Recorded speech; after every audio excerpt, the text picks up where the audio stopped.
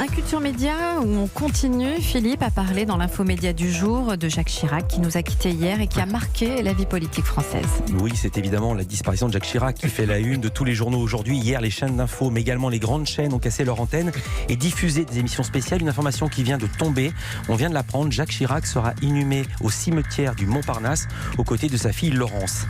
Jacques Chirac est un animal politique, c'était également une bête médiatique. Quels étaient ses rapports avec les journalistes?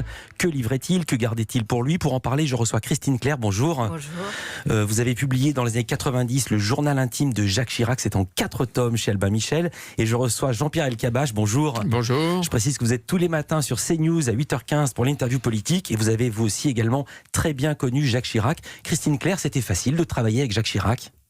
Pas si facile malgré les apparences de cordialité, d'ouverture. Moi, je l'ai connu comme ministre de l'Agriculture. À l'époque, j'étais journaliste agricole et sociale. Et il était dans sa phase anti-européenne. Et puis, il a fait des grandes déclarations qu'on a appelées l'appel de Cochin contre l'entrée de la France dans l'Europe. Et à ce moment-là, j'ai rencontré Bernadette Chirac. Et Bernadette Chirac, à l'époque, ne voyait pas du tout les journalistes. Mais elle m'a dit, je suis allée la voir en Corrèze, et elle m'a dit, ça peut pas durer, cette guerre contre Giscard. Et puis, cette Marie-France Garot, il y avait Marie-France Garot. Qui était une conseillère. Qui était d'ancien conseiller de Pompidou, et qui manipulait, d'après elle, le Chirac, ce sera elle ou moi. Bon. Et j'avais fait une grande interview dans Elle. Et l'interview a fait scandale, elle a republié 5 fois, Chirac m'a appelé, c'est la Bérésina, etc. Et puis j'ai cru que les choses avaient été réparées, et puis pas du tout. Ça s'est envenimé parce qu'ils ont commencé à penser, ou quelqu'un leur a dit que je devais être au service de Giscard, c'était Ah bon, ça commence guerre. mal votre carrière avec Chirac. Donc finalement, j'ai été carrément en quarantaine pendant quelques Pendant années. Combien de temps? Donc c'était pas facile alors. Non, donc vous répondez pas à une partie facile. de la question. Il avait ses journalistes de confiance, si je peux dire, depuis des années, et vis-à-vis des autres, il était extraordinairement méfiant. Et quand Claude Chirac a commencé à s'occuper de sa communication, j'allais dire, ça a été pire pendant un moment. Alors, avant de donner la parole à Jean-Pierre Elkabbach, je précise quand même, vous avez réussi à écrire 4 livres sur lui, mais sans le voir ou tout en le voyant? Tout en le voyant quand même, mais je l'ai revu après, en campagne présidentielle. Il est devenu beaucoup plus, j'allais dire, aimable, en tout cas ouvert aux journalistes. Même question. Et j'ai revu Bernadette, mais puis après on s'est de nouveau fâchés. Enfin, je vous expliquerai pourquoi. Ouais. Même question, Jean-Pierre Elkabbach. Est-ce qu'il a été facile de travailler avec Jacques Chirac? Étiez-vous un journaliste de confiance tel que les décrit? Non, pas du tout. Et ils étaient rares, les journalistes de confiance. Oui. Et peut-être il y avait quelques consoeurs, surtout qui étaient des journalistes de confiance. Moi, je voudrais dire que longtemps, un des drames de Jacques Chirac, c'est qu'il n'avait pas confiance en lui. Et que certains de ses conseillers d'alors, de l'époque, qui le tenaient, et vous avez cité Marie-France Garot, Pierre Juillet, l'enfermaient dans cette certitude qu'il était mauvais. Et ces doutes de Jacques Chirac sur ses propres capacités le rendaient mal à l'aise devant la presse et avec nous. Il était coincé, il était agressif. Je pense que son expression ne correspondait pas à l'ampleur de sa pensée. Il improvisait mal, il cherchait ses mots, il craignait d'aller trop loin et en général il allait nulle part. Il prenait chaque question pour une sorte d'agression contre lui et participer à des émissions longues, comme il l'a fait quelquefois, devait être pour lui une forme de calvaire ou de torture. Et pour nous, qui l'interrogeons, c'était aussi des nuits sans sommeil, je l'ai dit. Face à lui, au début de Cartes sur table avec Alain Duhamel, je pense que j'ai connu les pires moments professionnels. Ah oui? Ah oui, sans aucun doute. Et Christine doit se souvenir de Denis Baudouin, qui était son conseiller de presse, avec une stature, etc., corpulent, etc., qui avait travaillé avec Georges Pompidou. Avant les émissions que nous faisions avec Alain Duhamel, les Cartes sur table, il venait près de nous, avec un mégot à la bouche, mais juste pendant le générique ou la publicité, il nous dit « Faites attention les amis, parce qu'il est dans un état, je vous dis pas », c'est-à-dire qu'il accroissait le stress des deux côtés. Le stress, la menace était vraie, parce qu'avec Jacques Chirac, tout était vrai. Et à l'époque, il était en guerre contre tout ce qui pouvait entraver sa conquête du pouvoir. Il était redoutable et redouté. Parce que depuis tout à l'heure, on parle de Jacques Chirac, arrive à maturité, assez âgé, président de la République. Mais quand nous l'avons connu, nous, il était grand, il vous toisait du haut de son 1m90, il avait son charisme, il était beau, il incarnait la puissance et l'énergie. J'ai envie de dire, c'était une fringale de vie et de pouvoir. C'était un ogre et une bête dans l'arène politique. Mais alors, c'est incroyable que vous parliez de ça, puisque c'est la question que j'avais préparée. Ensuite, je me souviens quand moi j'étais jeune, Jacques Chirac était jeune, moins que moi, mais il était jeune aussi, puisque l'âge avance pour tout le monde pareillement. Et il était très très coincé, très très guindé. Il est devenu une sorte de figure du cool.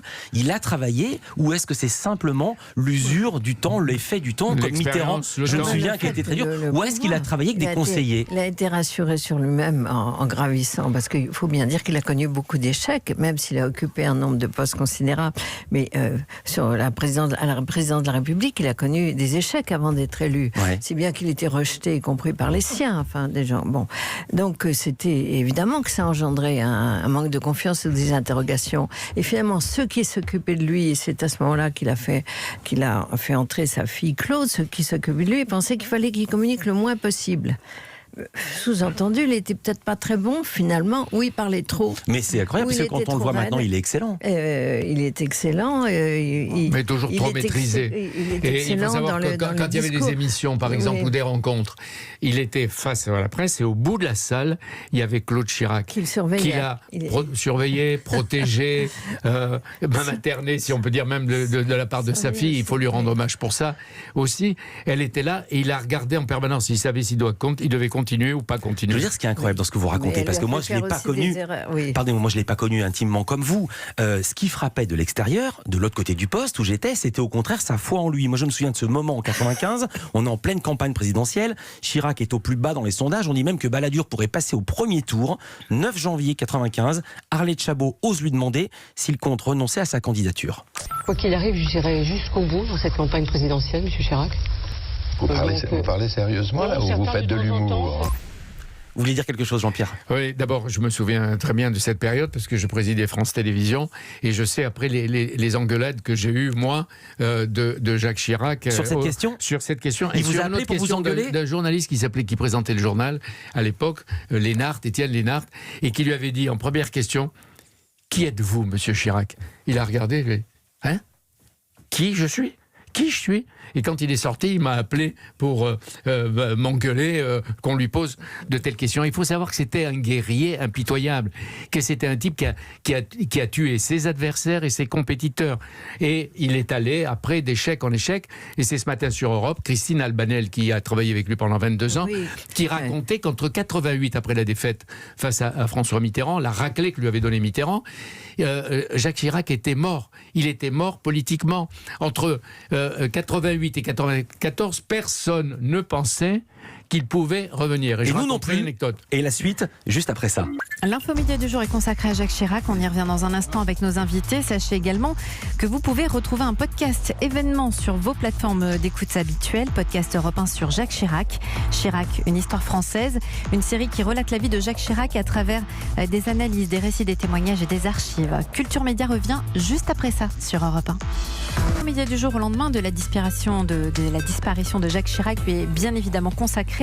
Vous en parlez, Philippe Vandel, avec vos invités, la journaliste politique Christine Clair, Jean-Pierre Elkabbach, qui sont tous les deux avec nous dans ce studio, et Jean-François Alain, auteur des Guignols, qui est avec nous par téléphone. Bonjour Jean-François Alain. Oui, bonjour Philippe, bonjour à toutes, bonjour à tous. Vous êtes l'un des auteurs historiques des Guignols, la grande époque, comme on dit, avec Benoît Delépine et Bruno Gassio. Les Guignols qu'ont fait de Jacques Chirac un personnage absolument extraordinaire, sinon votre meilleur personnage. Je vais dire les choses de manière cool, Jean-François. C'est vous qui avez inventé les couteaux plantés dans le dos par le clan Balladur, mon boulot de dans 2 ans, et puis surtout ce slogan qu'on va entendre. Compagnons, mangez des pommes! Il y a une histoire derrière ce slogan. Oui, alors il y a une histoire, parce qu'aujourd'hui, évidemment, tout ça est un peu ancien. Aujourd'hui, on entend que c'était le slogan de Jacques Chirac pendant sa campagne présidentielle, mais pas du tout. Ça venait d'un livre-programme qu'il avait sorti, qui s'appelle La France pour tous, je crois.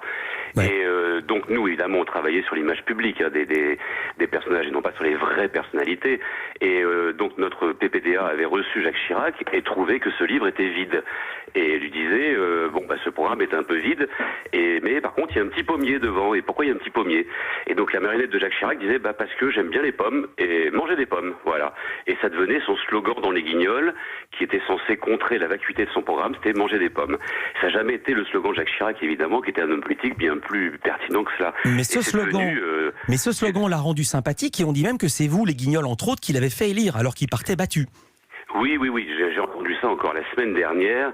Quelqu'un de TF1 m'a dit que les Guignols avaient fait élire Jacques Chirac, et je pense que TF1 a fait plus de mal à la France quand même en 30 ans que les Guignols, quand même, j'ai l'impression. Enfin, pas du tout. C'est-à-dire que nous avions un personnage, je l'ai entendu, vous l'évoquiez tout à l'heure avec vos invités, on a un personnage qui avait perdu 2 fois de suite les présidentielles, qui avait une image, comme on dit, de loser, de poulidor, comme on disait à cette époque-là, et donc le duo de comédie, parce qu'on est dans la comédie au Guignol, c'est-à-dire le perdant éternel, et puis Édouard Balladur qui avait cette espèce de, comment dire, il marchait sur l'eau.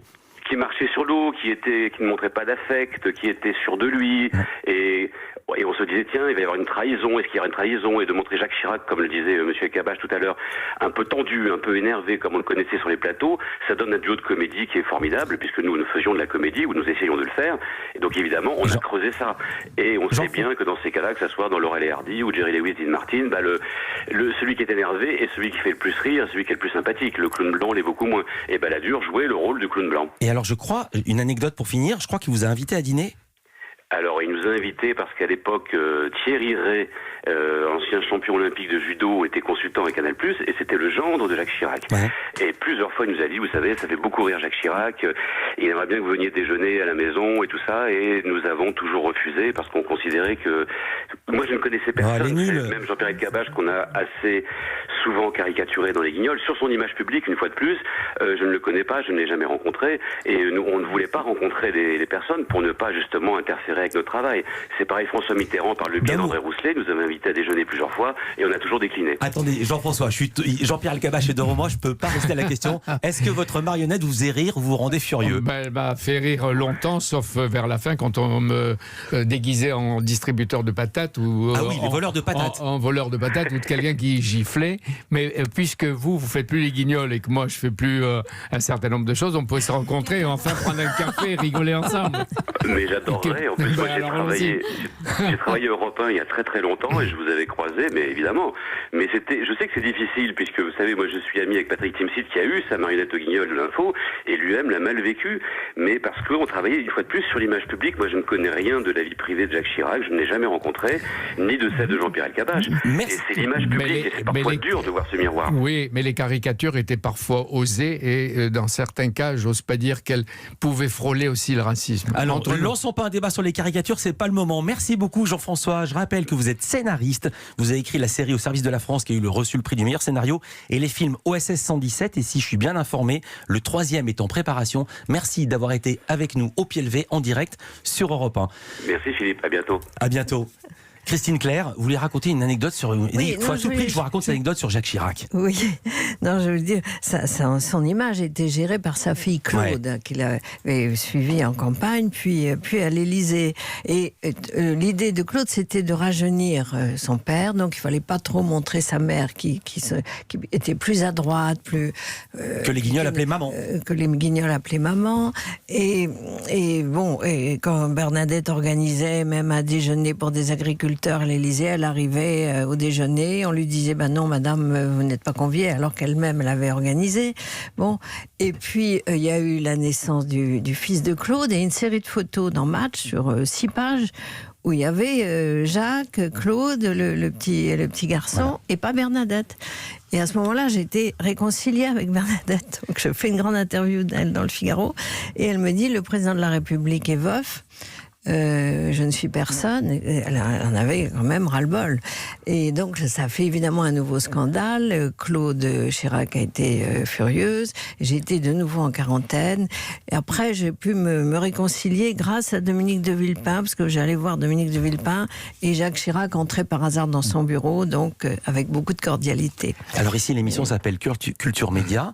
Et Jean-Pierre Elkabbach, Jacques Chirac n'était pas étranger à la culture. Et c'est pas un euphémisme. Ça, c'est évident, on va en parler tout à l'heure. Mais à partir de 1988, je l'ai beaucoup vu. C'est pas une anecdote, mais les formules de Jacques Chirac, on les connaît tous et on va les retrouver dans la presse, orale ou écrite. Mais il envisageait de devenir antiquaire. En 88, comme il avait été écarté du pouvoir et battu par François Mitterrand, lui qui se sentait homme de culture et qui connaissait tellement toutes les civilisations africaines, asiatiques, etc., c'était des amis qu'il fréquentait volontiers, à partir de 88 et pendant ces années 88, 92, 13, avant de revenir, il était débarrassé des politiques, il le disait, débarrassé de nous les journalistes. Pour lui, on était nécessaires, mais on était des imposteurs, des inquisiteurs et des irresponsables. Voilà, vous Ça, savez, c'est sûr. Vous avez fait beaucoup de radio, vous savez que le temps compte en radio, il nous reste 2 minutes, je vais vous raconter l'anecdote du Quai Branly. L'anecdote du Quai Branly. D'abord, le Quai Branly, ça n'existait pas. Nous étions sur une plage de l'île Maurice, sur l'océan Indien. Avec Jacques Chirac. Jacques Chirac était pas loin avec Bernadette Chirac. Moi, j'étais avec Nicole Avril, mon épouse. Et on lisait, chacun de son côté. Lui, il lisait des livres de la préhistoire. De la préhistoire, il faisait des fiches qui soulignaient sur la plage. Il se baignait pas, mais il lisait. Et il y a quelqu'un qui est arrivé vers nous étions tous en maillot, et qui est venu lui dire « Est-ce que vous pouvez me présenter Jacques Chirac, puisque vous êtes journaliste, vous devez le connaître ?»